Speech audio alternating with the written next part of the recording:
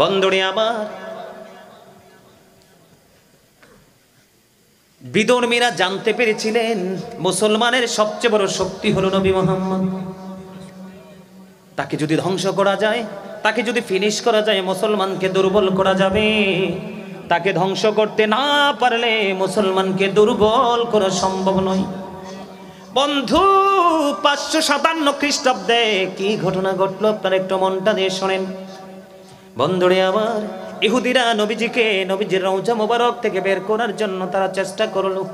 আমার দিকে তাকান বন্ধু, আমাদের নবী গায়েবের খবর জানে বললে এক পক্ষের কিন্তু মাথা গরম হয়ে যায়, কিন্তু তারা জানে না নবী শব্দের অর্থই হলো অদৃশ্যের সংবাদদাতা। যিনি অদৃশ্যের সংবাদ গায়েবের খবর দিতে যিনি পারবে না, তিনি কখনোই নবী হতে পারে না। পয়গম্বর এইয়া তুমি জানি হুজুর, ঠিক না?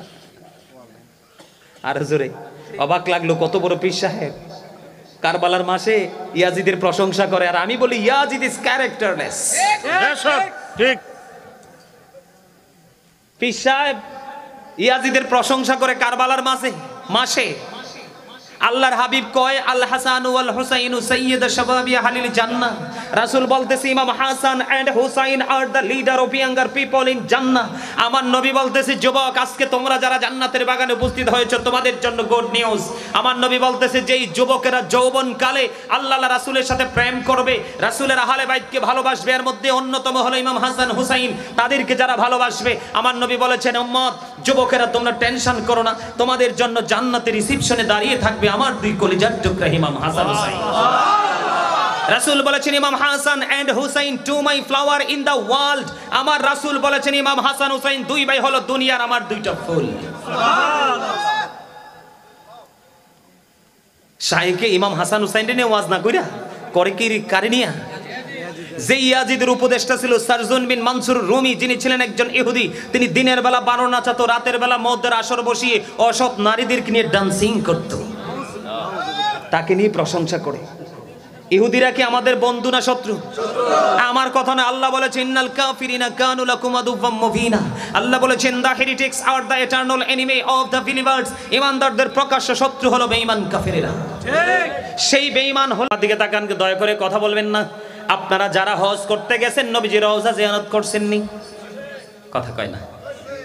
এহেন দাঁড়াইয়া সালাম দিলে কই বেদাত, আর হে নাকি বইসা সালাম দেয় ওইখানে কোথায়? ওইখানে দি ফতুয়া দেন না বেদাত কি? আমি গুনাহগার নিজে চোখে দেখছি। যত বড় মোটা বেটাই হন, ডান্ডা ব্যাক্কেরে দিব ঠান্ডা করে। নবীজির কদমে যে দাঁড়াইয়ে দিতে হবে নবীজির কদমে সালামটা।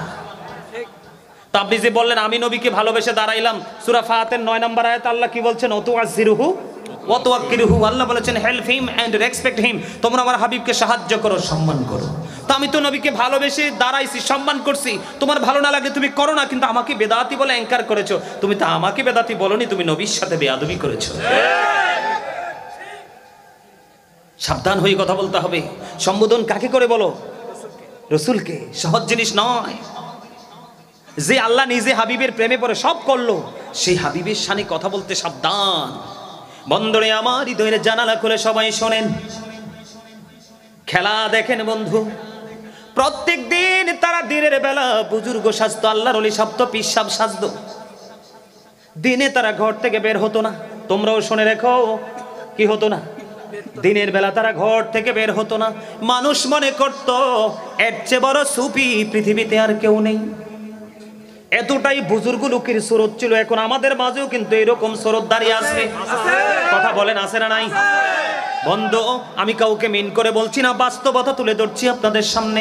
যদি কারো ভালো লাগে ওয়েলকাম, আর যদি ভালো না লাগে আই ডোন্ট কেয়ার।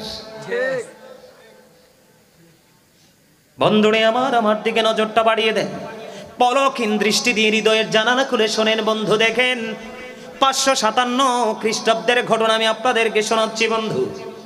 এবার তারা কি করতো? দিনের বেলা ঘর থেকে বের হতো না, মানুষের মেলায় তারা যেত না। বুজুর্গ পীর সাহেব সেজে থাকতো, তাবুর মধ্যে তারা সারাটা দিন থাকতো। ঘর থেকে বন্ধু বের হতো না, তারা রাতের বেলা বের হতো। তাদের চরিত্রটাই ছিল খারাপ চরিত্র, ক্যারেক্টারলেস পিপল। চরিত্রহীন মানুষ, ঠিক কিনা বলে? কোন মানুষ? যেই মানুষ নবীর সাথে বেয়াদবি করে, নবীর ইজ্জতের চাদর ধরে টানতে, এটা কি মানুষ না বেহুশ? আরো জোরে কোন? যেটা বেহুশ এটা কি ভালো মন্দ আগুন পানি কিছু বুঝে? এটা তো মাতাল। আমি আপনাদেরকে বলি বন্ধু, একটু মন দিয়ে শোনেন। প্রত্যেক দিন নবীজির কদম মোবারকটা যেই দিকে রে, নবীজির কদম মোবারকের দিক দিয়ে প্রত্যেক দিন রাত্রে তারা ওই তাদের যেখানে তাঁবুটা তারা টানিয়েছে, তাঁবুর নিচ দিয়ে সুড়ঙ্গ খনন করা শুরু করে দিল। একেবারে নবীজির কদম মোবারক পর্যন্ত চলে গেল। তারা দিনের বেলা বুজুর্গ ও পীর আল্লাহর ওলি সাজে, রাতের বেলা বন্ধু তাঁবুর যেখানে তারা বসে, যেমন এই যে আমাদের স্টেজটা আমি এক্সাম্পল দিচ্ছি আপনাদের, কি এক্সাম্পল, একটা মেসাল দিচ্ছে। এই যে আমাদের স্টেজ, ডান বামে আপনারা কিন্তু কিচ্ছু দেখেন না, তলে কি আছে। যেমন ধরেন এই স্টেজদের মতনই তারা এখানে বসবাস করে, এটার তল দিয়ে সুড়ঙ্গ ধরেন রাস্তার ওপারে নবীজির রওজা, একটা এক্সাম্পল দেই।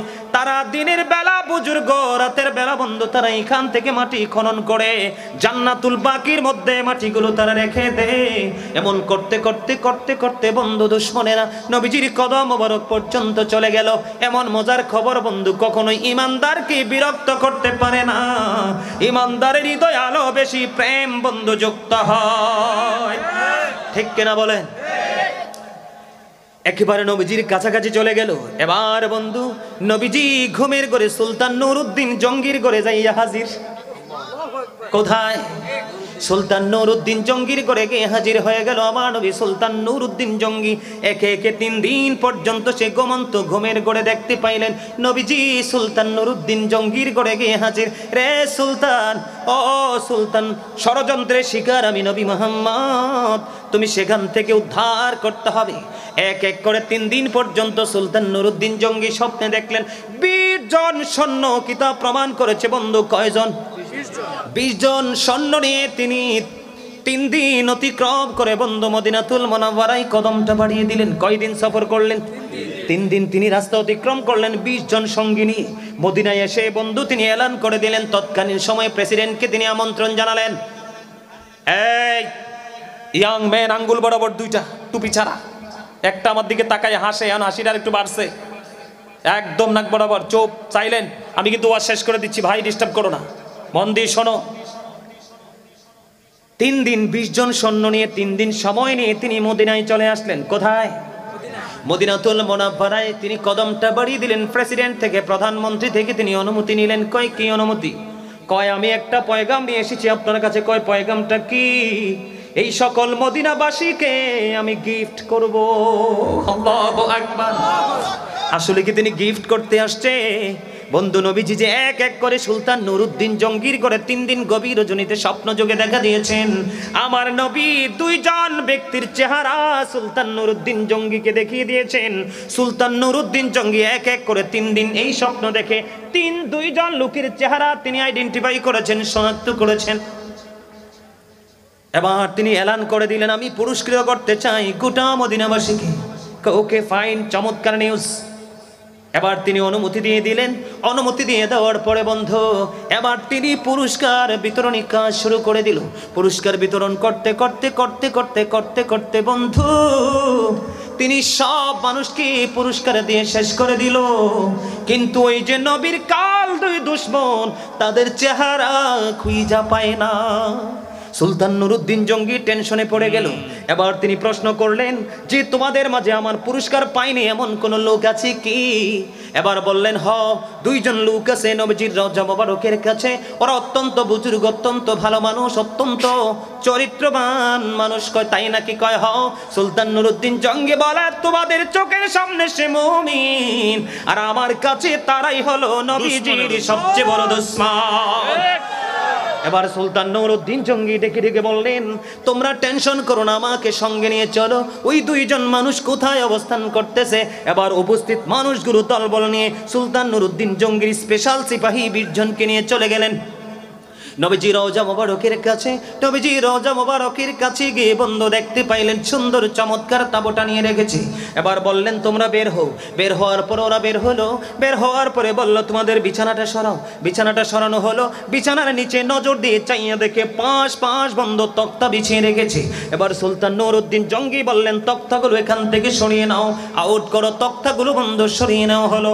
তক্তাগুলো যখন বন্ধু সরিয়ে নেওয়া হলো রে, তক্তাগুলো সরিয়ে নেওয়ার পরে চাইয়া দেখে রে একেবারে এখান থেকে সুড়ঙ্গ খনন করতে করতে একেবারে নবীজির কদম মোবারক পর্যন্ত চলে গেছে। আজকে যদি রাতটা সময় পাইতো তারা নবীজিকে রওজা মোবারক থেকে বন্ধু বের করে ফেলতো। বন্ধু আমার গায়ের পশমগুলো শিউরে উঠেছে রে যখন এই আসামি দুইটাকে শনাক্ত করলো সুলতান নুরউদ্দিন জঙ্গি। বন্ধু ওই নবীজির কদমে সেজদার মতো করে মাথাটা ঠুকে ঠুকে বন্ধু কান্না করতেছে। ইয়া রাসূলুল্লাহ, ইয়া হাবিবাল্লাহ, নবী গো, ও প্রাণের নবী, আমি সুলতান নুরউদ্দিন জঙ্গির যদি কোনো গুস্তাখি হয়ে থাকে, বেয়াদবি হয়ে থাকে, ক্ষমা করে দিয়েন গো। আমি আপনার সাথে কোনো গুস্তাখি করিনি গো নবী, আমি ক্ষমা চাই, আমাকে ক্ষমা করে দেন। বন্ধু নবীজির কদমে ধুকে ধুকে কান্না করতেছেন, দু চোখের পানি ঝরনার মতো পড়তেছে। ও বন্ধু কেন পড়তেছে? বন্ধু আজকে নবীর দুশমনকে তিনি শনাক্ত করতে পেরেছেন। তখন এই দুইজনকে বন্ধু কি করলেন? এই দুইজনকে জনগণের সামনে ওপেনলি তিনি দিনের বেলা বন্ধু জিন্দা মানুষগুলোকে আগুন লাগিয়ে দিবালোকে দুজনকে ফুরিয়ে ফেললেন। আপনারা যারা এখন মদিনাতুল মুনাওয়ারায় যাবেন, যাওয়ার পরে নবীজির রওজা মোবারকের চারপাশে দেখবেন সীসা ডালা দেওয়াল। বন্ধু এই সীসা ডালা দেওয়ালটা সুলতান নুরউদ্দিন জঙ্গি যখন দেখেছিলেন আমার নবীর সঙ্গে বন্ধু দুশমনি চলতেছে, বন্ধুরে আমার তৎকালীন সময়ে নবী রওজার চারপাশে বন্ধু সুলতান নুরউদ্দিন জঙ্গি সীসা ডালা দেওয়াল করে দিয়েছেন। পৃথিবীর কোনো অপশক্তি যেন আমার নবীকে গায়েল করতে না পারে। আওয়াজ তুলে বলুন না সুবহানাল্লাহ।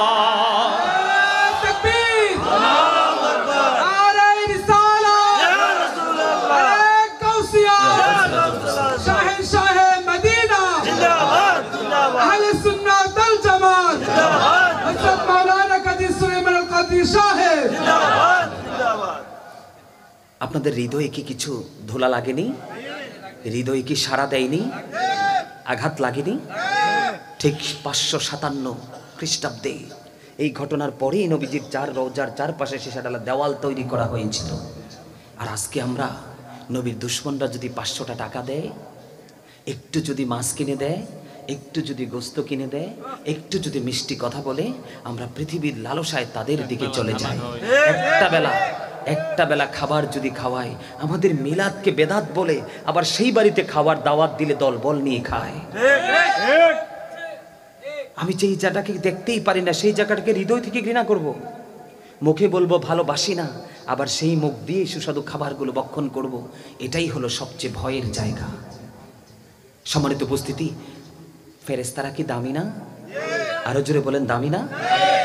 আপনাদেরকে প্রশ্ন করা উচিত নয়, সাধারণ আমজনতাকে কোনো প্রশ্ন করার ইখতিয়ার আমরা আলেমদের নেই। তারপর আমি বলছি, আপনাদের কাছে কি মনে হয় আরশ বেশি দামি নাকি নবীজির রওজা? সুবহানাল্লাহ, আরশের চাইতে দামি আমার নবীজির রওজা মোবারক। আরশের মাটি শায়েখ আব্দুল হক মুহাদ্দিস দেহলভী রহমতুল্লাহি আলাইহি, ওনার পায়ের মধ্যে ব্যথা, প্রচন্ড ব্যথা। একের পর এক ডাক্তার আসতেছে, কত ট্রিটমেন্ট, ওনার পায়ের ব্যথা ভালো হয় না। তখন তিনি চলে গেলেন নবীজির কদম মোবারকে। নবীজির রওজা মোবারক থেকে ধুলি লাগিয়ে যখন ব্যথার জায়গায় মেসেজ করে দিল, সঙ্গে সঙ্গে তার এই বিমার থেকে, ব্যথা থেকে সে মুক্তি পেল। আর একটা মজার কথা বলবো, मलाइका लगाते हैं आंखों में अपनी सब और खाक मज़ारे मदीना। मलाइका लगाते हैं आंखों में अपनी सब और खाक मज़ारे मदीना। जोरे जोरे अल्लाहु আকবার। বন্ধু যুবক তোমাদেরকে বলছি, দাড়ি ফাঁকা আমার মুরব্বি বাবাদেরকে বলছি গো, ফেরেশতারা নবীজির রওজা মোবারক, পবিত্র রওজা মোবারকের ধুলি সকাল টু সন্ধ্যা কন্টিনিউ তাদের চোখের সুরমা হিসাবে ব্যবহার করছে আর নিজেকে ধন্য মনে করছে। কারা? কি মনে করেছেন? নবীজির রওজার ধুলি মোবারক ফেরেশতারা সুরমা হিসাবে কন্টিনিউ ব্যবহার করছে, নিজেদেরকে ধন্য মনে করছে। সেই নবীর উম্মত আমরা, সাবধান হয়ে যান। নবীকে প্রাণের চেয়ে বেশি ভালোবাসবেন, হৃদয় উজাড় করে নবীকে ভালোবাসবেন। সেই ভালোবাসাই আপনাকে লক্ষ্যে পৌঁছে দেবে। যে নবীকে ছোট করবে, নবীকে ইজ্জতের চাদর ধরে টান দেবে, মিলাদ পড়া নবীর ভালোবাসা। কি করা? নবীকে দাঁড়িয়ে সালাম দেওয়া নবীর ভালোবাসা। আর নবীকে নূর বললে অনেকেরই মাথা গরম হয়ে যায়। পৃথিবীর কোনো আলেম একটা আয়াত দেখাতে পারবেন না যে এই আয়াত আল্লাহ বলছে নবীরে মাটি দিয়ে বানাইছে। আরে নবী যখন হইছে তখন তো কোনো কিছুই ছিল না, নবীর পরেই না সব হইছে। কি কত রকমের কথাবার্তা নবীকে নিয়ে হচ্ছে, সাবধান থাকবেন। নবীকে নিয়ে যে কেউ যদি বিরূপ মন্তব্য করে তখন তার আর ঈমান, পাহাড় পরিমাণ আমল করলো সে আমলটা কাজে লাগে না। লাগে? সম্মানিত উপস্থিতি, অনেক কথা বলেছি, ভাবছিলাম 1 ঘন্টা আলোচনা করেই আলোচনা শেষ করে দিব। কি কয়? আপনাদের পছন্দ আছে? বলেন তো কোন গজলটা গাইবো?